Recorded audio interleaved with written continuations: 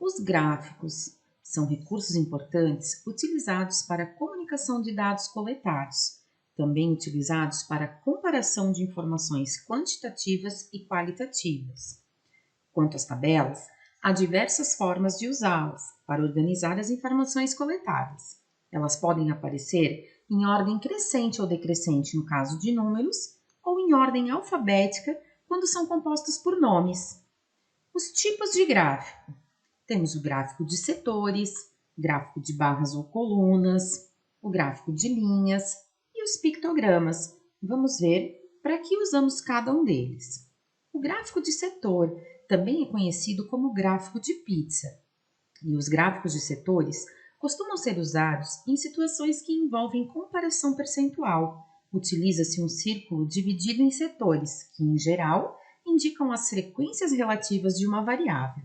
Já o gráfico de barras ou de colunas. Ao elaborar gráficos de barras, é importante estabelecer uma escala que permita representar todos os resultados de modo claro. Quando as barras são horizontais, como no gráfico abaixo, o comprimento de cada uma é proporcional aos valores da variável estudada. O gráfico de barras ou de colunas também pode ser representado com as barras verticais. O gráfico de linhas. Esse tipo de gráfico é bastante usado para mostrar como se comportam variáveis cujos valores se modificam de forma contínua no decorrer de um certo tempo. Nos gráficos conhecidos como pictogramas, a representação dos dados é feita com figuras relacionadas ao tema da pesquisa. São bastante usados em revistas, jornais e páginas virtuais, pois eles têm o objetivo de atrair a atenção do leitor. A interpretação dos gráficos. Como que a gente interpreta os gráficos? Vamos ver alguns exemplos. Em alguns casos, para ficar evidente a variação entre duas ou mais quantidades, utilizamos gráficos na representação de dados numéricos. Temos um gráfico abaixo. Qual é o assunto tratado nesse gráfico? Para isso, vamos olhar o título do nosso gráfico. Estados brasileiros que mais produziram feijão em 2007. Portanto, o assunto que o gráfico está comentando é a produção do feijão nos estados brasileiros. Qual foi o estado brasileiro que mais produziu feijão em 2007? E quantas toneladas ele produziu? Escreva por extenso esse valor. Então, analisando o gráfico ao lado, quem mais produziu é quem tem a barra maior, o estado do Paraná, e a produção dele está em cima da barra, 776.792. Com o mesmo gráfico, no ano de 2007, quais foram os estados brasileiros que produziram entre 200.000 e 400.000 toneladas de feijão? Então, temos que analisar que as barras elas têm que estar entre as laterais de 200 até a de 400, entre 200 e 400. Os estados que estão com as barras entre essas duas faixas é o estado da Bahia, de São Paulo e de Goiás. Quais foram os estados brasileiros que produziram mais de 400.000 toneladas de feijão em 2007? Então, repare que a barra tem que estar acima da linha dos 400.000. Temos o estado de Minas Gerais e do Paraná. Na sucessão dos números naturais, qual é o primeiro consecutivo do número que representa a produção de Goiás? Então, Goiás produziu 253.668 toneladas. Sucessão quer dizer o número que vem depois. E consecutivo, logo após esse número. Então, eu tenho o valor 253.669. Dos números indicados no mapa, quais estados apresentam números pares, ou seja, que terminem em 0, 2, 4, 6 ou 8? Então, temos o estado da Bahia, o estado de São Paulo, o estado do Paraná e o estado de Goiás. E qual o antecessor e o sucessor do número que indica a produção do estado da Bahia? A Bahia produziu 319.402 toneladas. Os números que vêm antes e depois desse é o número 319.401 e 319.403 é o seu sucessor, que vem logo após. Segundo exemplo, No gráfico está representada a população dos 5 estados mais populosos do Brasil em 2007.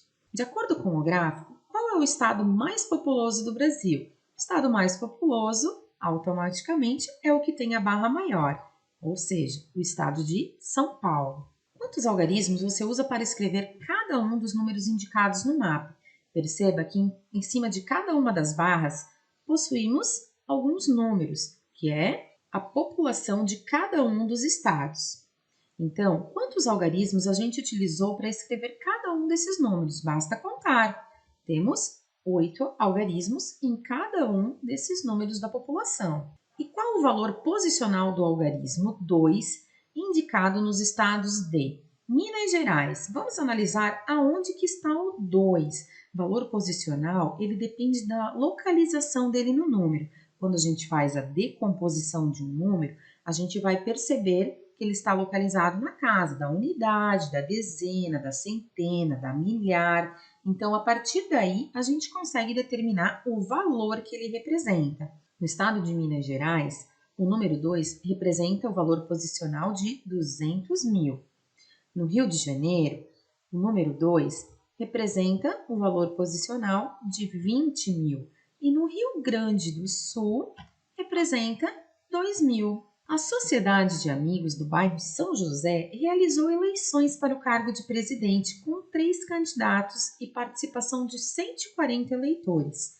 Na apuração dos votos, 2 moradores membros do comitê eleitoral trabalhavam da seguinte forma: um deles ditava o nome do candidato indicado no voto e outro fazia marcas em uma tabela. Terminada a apuração, a tabela apresentou os resultados abaixo. Para a gente poder responder essa questão, nós precisamos fazer um estudo dessa tabela. Então, vamos olhar quanto cada um recebeu de votos. No primeiro caso, o André, contando os votos, teve 26, o Henrique, 28, a Luciana, 62, votos brancos, 9 e votos nulos, 15. Agora sim, vamos analisar cada uma das afirmações. Henrique perdeu a eleição com 32 votos. Não, é falso, porque Henrique fez 28. André perdeu a eleição com 21 votos. O André fez 26, então essa afirmação é falsa. Os votos brancos e nulos somaram 24, então eu tenho que somar 15 mais 9. 24, verdadeiro. E Luciana ganhou a eleição com 62 votos. Luciana realmente fez 62 votos, portanto a afirmação é verdadeira. Veja no pictograma a seguir quantas cabeças de gado possuem os fazendeiros de um município do estado de Minas Gerais. Primeira coisa que vamos fazer é analisar esse pictograma.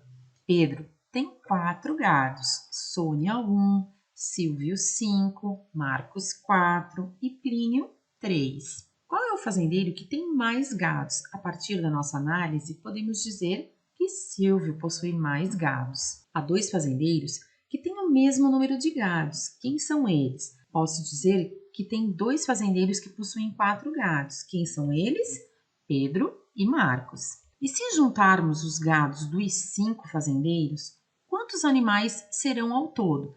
Perceba que a gente tem lá o número de cabecinhas de gados que cada um tem. Se nós somarmos esses valores, 4, 1, 5, 4 e 3, vamos ter 17 gados. E aí, pergunto para você, quantos gados tem no total? Será que seria 17? Não, a gente precisa analisar como que esse pictograma está sendo representado. Cada cabecinha desses gados representa uma meia centena de bois. Meia centena quer dizer 50, então cada cabecinha representaria 50. Então não são 17. Eu tenho que fazer a continha, 17 vezes 50, que vai dar um total de 850 bois ou gados. Os tipos de tabelas. Existem as tabelas simples e as tabelas de dupla entrada. Vamos ver como que funciona para representarmos cada uma delas. A definição de tabela simples, ela é usada para representar a relação entre uma informação e outra, como um produto e o preço. É formada por 2 colunas e deve ser lida horizontalmente, como no exemplo ao lado. O produto, o chocolate em barra, custa 50 centavos, a maçã, R$ 1 e assim sucessivamente. Já a definição da tabela de dupla entrada. Ela é útil para mostrar dois ou mais tipos de dado, como a altura e o peso, sobre um item, um nome qualquer. Deve ser lida na vertical e na horizontal simultaneamente, para que as linhas e as colunas sejam relacionadas. Olhe no exemplo ao lado. Eu tenho André. O André possui a altura de 1,10 metros, porque a tabela está em metros e em quilos. O João possui 1,05 metros. Já o André possui 35 quilos. O João, 28,5. Percebam que a leitura pode ser feita tanto na horizontal como na vertical. Obrigada por assistir a